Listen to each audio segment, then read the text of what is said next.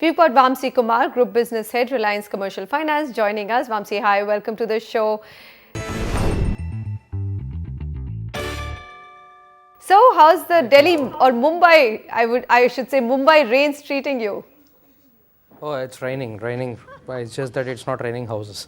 It's not raining houses, but it's raining home loans. None of the home loan businesses are doing badly. In fact, it's just that from high value, it's become probably more medium value loans, but the loan portfolio is growing for all companies. All right, let's start with the Q&A session. We've got Shrikant Bhatia from Noida joining us. Shrikant, hi, go ahead.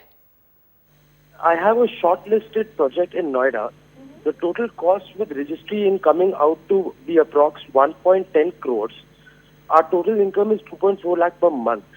How much is the loan eligibility? We have a car loan of 15,000 rupees, which bank is offering at the cheapest rate. In how many days can the loan be processed? I wanted to know.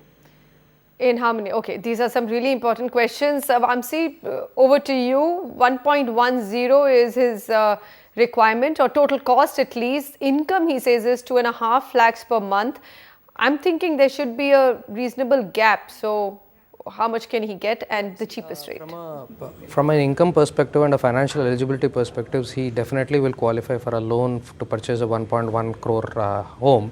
However, there are certain regulations and the loan to value, the extent of loan that we can give on a particular value is actually guided by their NHB regulations.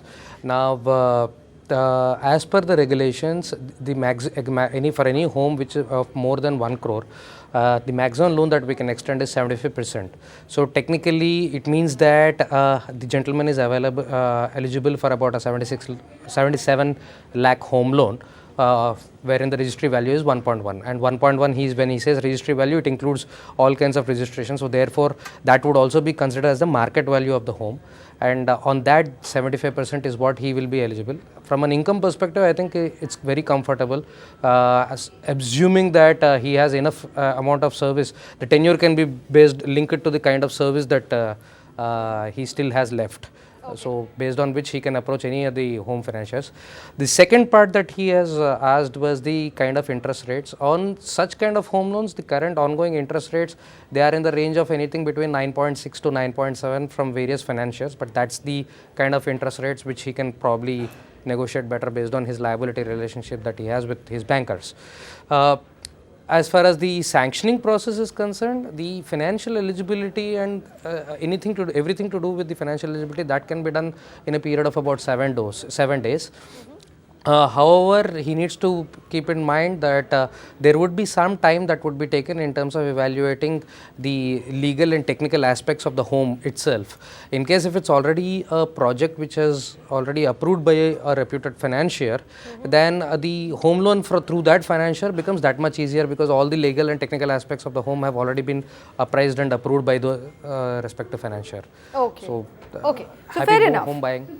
You've actually answered all the questions. You're saying, Shrikant, your A on your salary, the loan should not be a difficult issue. So 77 lakhs is what you can assume to get. The rate you can negotiate is 9.6, isn't it? 9.6 to 9.7, and 7 days to 15 days. But having experienced getting a home loan myself, it does take up to 30 days. It will take up to 30 days. So keep that margin in, because there's lots of paperwork back and forth, and we ourselves, home loan borrowers, tend to get lazy. We take a couple of days to provide what the bank needs. So Vamsi, it's not always, 7 days is ideal, but I know that 30 days is the what ideal time. Yeah, but 7 days is the time when the right documents have been received by the bank. Absolutely. It's 7 man days. 7 man days. Okay. So for Shrikant, we can tell him that, okay, get in touch with the right bank and then hope that in 30 days everything will get cleared. Okay, here's another question. Yogesh Dutt has written in, and he says, we have a plot of 200 square yards on which we need to build a house.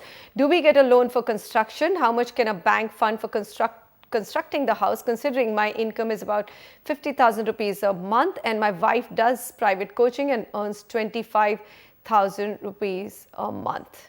What do you think, Vamsi? How much should he be able to get? Oh, he would, considering that the family income is almost about 75,000 rupees, he would comfortably get a loan for the construction. Since the land as well as the constructed property, everything becomes the security as far as the bank is concerned. And based on the phase of construction, the loans get released. I mean, you are sanctioned a particular value, and based on the phase of the construction, the loans keep on getting released, and the repayment starts once the entire construction is done. This is the standard procedure. And assuming that again, one of the missing points is the what is the kind of service that he has. If he's a salaried employee, then the loan gets extended till his retirement age. If it's a self-employed, typically 65-year age is the age till which the tenure is fixed. So comfortably he would get based on the leftover service or the 65-year age bracket. He would get a loan anything between 34 lakhs to about 40 lakhs.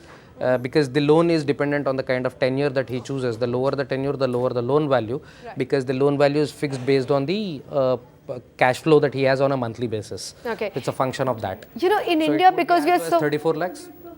Okay, go ahead. Sorry. Do you complete? Then I just had another question, follow-up, which essentially meant that what would you recommend? Suppose, let's assume that he's eligible for 20 years loan. In India, there's this inherent aversion to taking a longer period debt. But when you look at all the economics and the rationality of it, for young people, it actually makes sense to extend it to the longest period that a housing finance company is willing to give them. Isn't that correct? Correct, that is right, and it's always better because you have even tax sobs. So if you are a salaried employee, irrespective of whether you are salaried or self-employed, you get a loan. If you take a home loan, you get a lot of tax benefits as well. And the longer the period, the better it is to manage your monthly cash flows.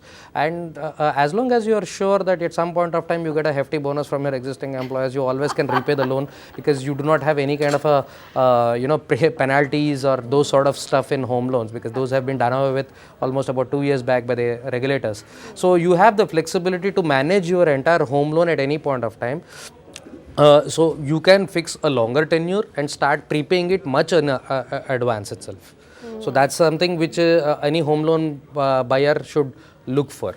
Sign up for the longest tenure, and then you're always free to actually return the money faster if you do get big bonuses. Okay. We're hoping that with the economy turning around, those big bonuses that you're talking about become a reality. Okay. Tell us, Vamsi, with your extensive experience, where do the buyers go wrong? I mean, in terms of paperwork or formalities involved, what is it that if they just did 3-4 things right, then they wouldn't have a problem in getting their home loan sanctioned?